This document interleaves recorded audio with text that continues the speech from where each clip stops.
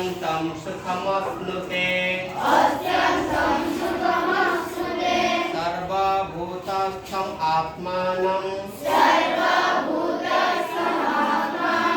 सर्वभूतानि चात्मनि ईक्षते योगयुक्तात्मा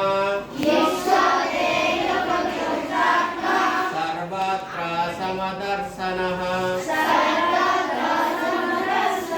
यो मां पश्यति सर्वत्र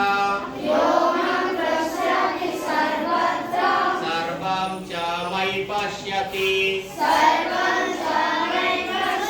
तस्याहं न प्रणश्यामि स च मे न प्रणश्यति सर्वभूतस्थितं यो मां भजत्वेकत्वमास्थितः सर्वथा वर्तमानोऽपि स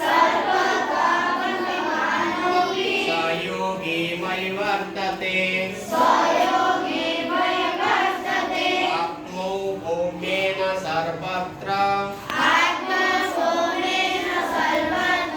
कामं पश्यति अर्जुन सुखं वा यदि वा दुःखं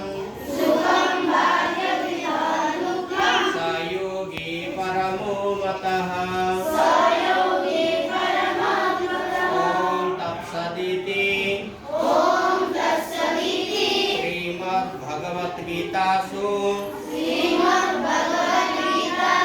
उपनिषत्सु